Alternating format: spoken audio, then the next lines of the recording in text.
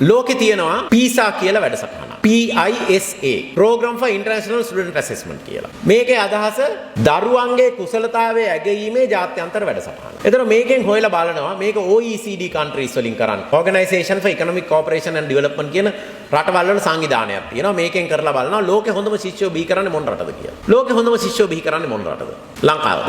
හිතනවාද ලංකාව කියලා? මෑතක් වෙනතුරු ලෝකේ හොඳම ශිෂ්‍යෝ බිහි කළේ චීනය. දෙවෙනි රට සිංගප්පූරුව. තුන්වෙනි රට ෆින්ලන්තෙට පල්ලෙහා තියෙනවා පොඩි රටක් එස්ටෝනියාව කියලා. ඒක තමයි තුන්වෙනි රට. හැබැයි 2023 ගිය අවුරුද්දේ සිංගප්පූරුව බලන් හිටියේ ඇයි අපි ලෝකේ දෙවෙනි හොඳ ළමයා බිහි කරන්නේ? අපි හොඳ ළමයා බිහි කරනවා කියන ඉලක්කය. එතකොට ගිය අවුරුද්දේ සිංගප්පූරුව තමයි ලෝකේ හොඳම ළමයා බිහි කළේ. හොඳම ළමයි එක ළමයෙක් නෙමෙයි.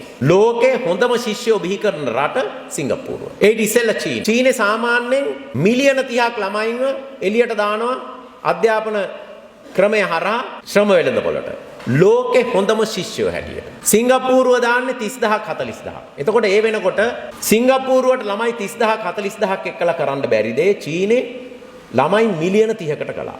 ලක්ෂ 300කට කළා. හැබැයි සිංගප්පූරුව ගිය අවුරුද්දේ චීනේ අභිභවා ගිහිල්ලා ලෝකේ හොඳම ළමයින්ව හැදුවා. ඒතකොට හොඳම ළමයෙක් කියන්නේ කවුද? හොඳම ළමයෙක් කියන්නේ උදේට නැගිටින එක්කෙනෙක්, දත් මදින එක්කෙනෙක්ද, ඉස්කෝලේ යන එක්කෙනෙක්ද, හොඳට ඉගෙන ගන්න එක්කෙනෙක්ද, කොයි වගේ එක්කෙනෙක්ද හොඳම ළමයා කියන්නේ? මේ වැඩසටහනට අනුව හොඳම ශිෂ්‍යයා කියන්නේ තමුන් ඉගෙන ගත්ත දේ ප්‍රායෝගිකව පාවිච්චි කරන්න පුළුවන් වෙන්න ඕනේ. දෙවෙනි එක තමයි තමුන් ඉගෙන ගත්ත විෂය මාලාව විෂය පාවිච්චි කරලා අනිත් විෂයන් දිහා හොඳට බලන්න පුළුවන් වෙන්න ඕනේ. උදාහරණයක් හැටියට මම වාණිජ නම් ඉගෙන ගත්තේ මම නීති ප්‍රශ්නයක් දිහා කොහොමද බලන්නේ? මම විද්‍යාව පිළිබඳ ප්‍රශ්නයක් දිහා කොහොමද බලන්නේ? මම සමාජ ප්‍රශ්නයක් දිහා කොහොමද බලන්නේ? මම දේශපාලනික ප්‍රශ්නයක් දිහා කොහොමද බලන්නේ? කියන එක පිළිබඳ හොඳ අවබෝධයක් තියෙන්න ඕනේ. දැන් ලංකාව මේ වැඩසටහනේ පළාතකවත් නැහැ. ලංකාව මේකේ 150වත් නැහැ. 175ත් නැහැ. කොහෙවත් නැහැ. අපි බිලියන 500ක් වේදම් කරනවා මේ ළමයි ටික හදන්න. හැබැයි මේ ළමයින්ට ලෝකේ අනිත් ළමයි එක්කලා පිටිපස්සෙන් හිට ගන්න බෑ. අපේ අධ්‍යාපන ක්‍රමය එහෙම හැදිලා නැහැ. එහෙම හදන්න උවමනාවකුත් නැහැ කාටවත්. ආණ්ඩුව බාර ගන්න ඉන්න අය කියන්න එපා. දැන් අපි මේකේ පළාතේවත් නැහැ. අපි ආණ්ඩුව ගත්තාම අවුරුදු 5ක් ඇතුළත අපි මේක 150ට ගේනවා.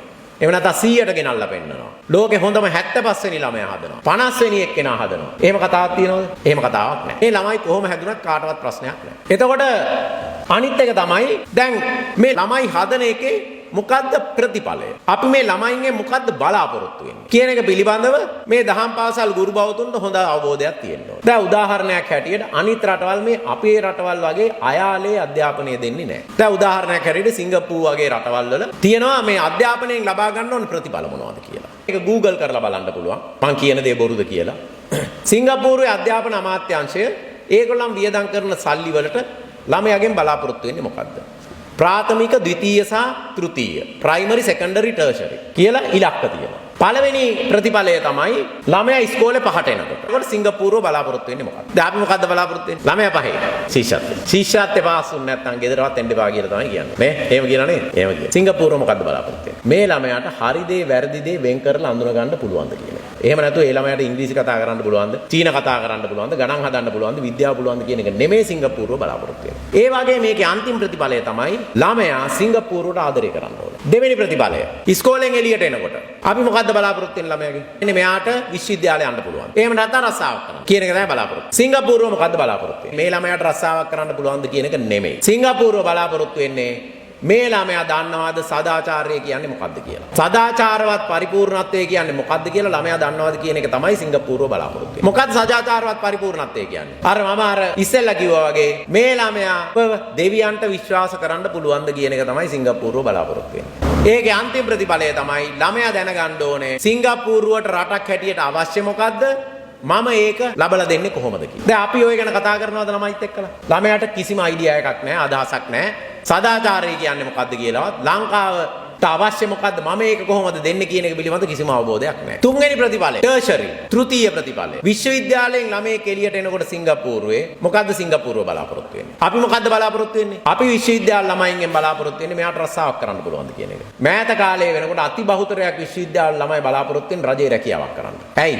පෙන්ෂන් එක හම්බ වෙනවා. වැඩි වැඩක් කරන්න දෙයක් නැහැ. ඒක තමයි ළමයාගේ අදහස. සිංගප්පූරුව මොකද්ද බලාපොරොත්තු? සිංගප්පූරුව බලාපොරොත්තු වෙන්නේ මේ ළමයාට හරි දේ වෙනුවෙන් කතා කරන්න පුළුවන්ද? හරි දේ වෙනුවෙන් වෙනුවෙන් හිට ගන්න පුළුවන්ද කියන එක. විශ්වවිද්‍යාලයෙන් එළියට එනකොට ළමයෙක් එයාට පුළුවන් වෙන්න ඕන හරි දේ වෙනුවෙන් කතා කරන්න. හරි දේ වෙනුවෙන් නැගිටින්න පුළුවන් වෙන්න ඕන. අන්තිම ප්‍රතිඵලය හැරියට ලෝකයට සාපේක්ෂව සිංගප්පූරුව තියෙන්නේ කොහෙද කියලා එයා දැනගන්න ඕන. භූගෝලීය වශයෙන් නෙමෙයි රටක් හැටියට, ආර්ථිකයක් හැටියට, මිනිස්සුන්ගේ ගුණාංග හැටියට, ලෝකයේ අනිත් රටවල් වලට සාපේක්ෂව තමුන්ගේ රට කොතනද තියෙන්නේ කියලා දැනගන්න ඕනේ. එතකොට සිංගප්පූරුව අධ්‍යාපන ක්‍රමය හරහා හදන්නේ මොන වගේ සමාජයක්ද? සදාචාරවත් සමාජයක් හදනවා. අපි සදාචාරවත් සමාජයක්ද හදන්නේ? නෑ.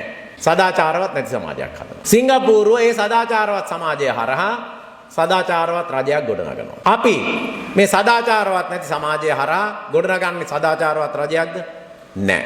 සදාචාරවත් නැති රජයක් ගොඩනගනවා. සිංගප්පූරුව මේ සදාචාරවත් රජය හරහා සදාචාරවත් නායකයෝ ගොඩනගනවා. අපි කට්ටියම එක්ක අහුවෙලා අපේ ස්වාමින් වහන්සේලාත් එකතුව අපි කට්ටියම එක්ක අහුවෙලා මේ සදාචාරවත් නැති සමාජේ සදාචාරවත් නැති ආණ්ඩුවක් හදලා සදාචාරවත් නැති නායකයෝ ටිකක් බිහි කරනවා.